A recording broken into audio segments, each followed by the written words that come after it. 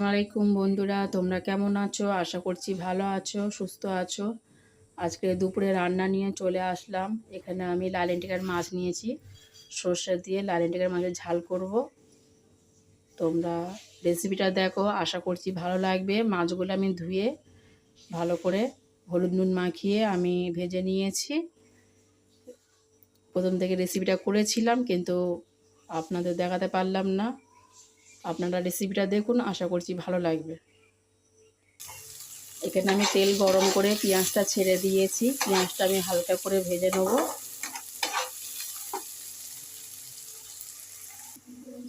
পেঁয়াজটা আমার হালকা লাল হয়ে গিয়েছে। এবার আদা রসুন বাটাটা আমি দিয়ে দিচ্ছি,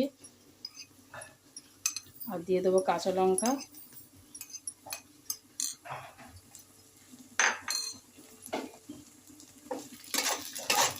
পেঁয়াজ আর আদা রসুন বাটা আমি ভালো করে একটু ভেজে নেব।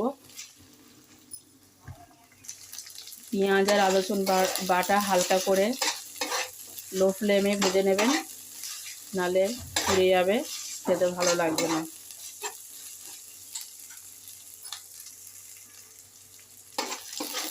আদা রসুন আর পেঁয়াজের কাঁচা গন্ধ আমার চলে গিয়েছে।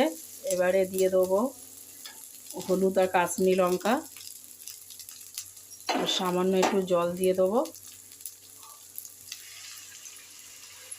দিয়ে ভালো করে মশলাটা আমি কষিয়ে নেব। এবারে দিয়ে দিচ্ছি জিরে বাটা,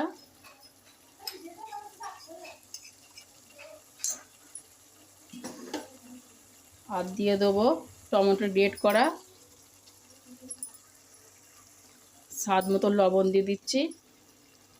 আর ভালো করে মশলাটা কষিয়ে নেব।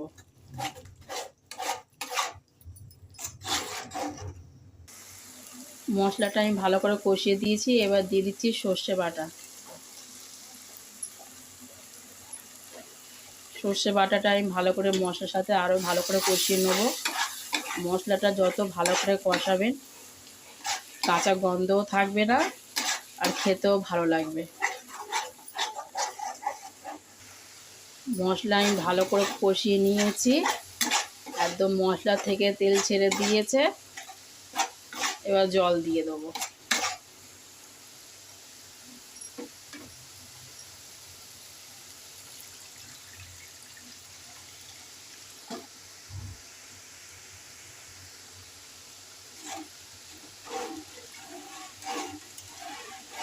ঝোলটা ফুটে উঠলে আমি মাছগুলো সব দিয়ে দেবো।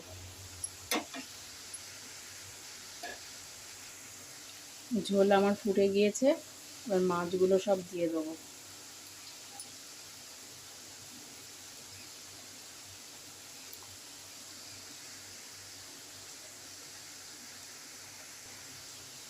মাছগুলো সব আমি দিয়ে দিয়েছি, একটু নেড়ে চেড়ে নেবো।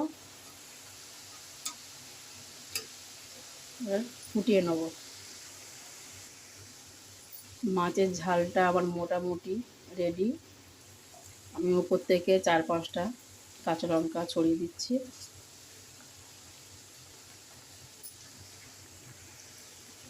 আর দিয়ে দেবো উপর থেকে ধনের পাতা কুচি।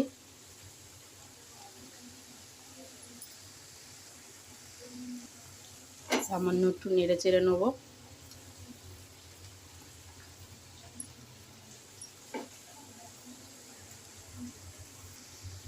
উপর থেকে সামান্য সর্ষের তেল ছড়িয়ে দেবো। সামান্য ফুটে উঠলে গ্যাসটা নিভিয়ে দেবো। মাছের ঝাল আমার রেডি। এখন আমি গ্যাসটা নিভিয়ে দিচ্ছি, কিছুক্ষণ পর ফিরে আসছি। সর্ষে দিয়ে লালএন্টিকার মাছের ঝাল একদম রেডি, একদম ঘরোয়া রেসিপি। আপনাদের কেমন লেগেছে কমেন্ট করে জানাবেন। ভালো লাগলে শেয়ার করবেন, লাইক দিয়ে দেবেন।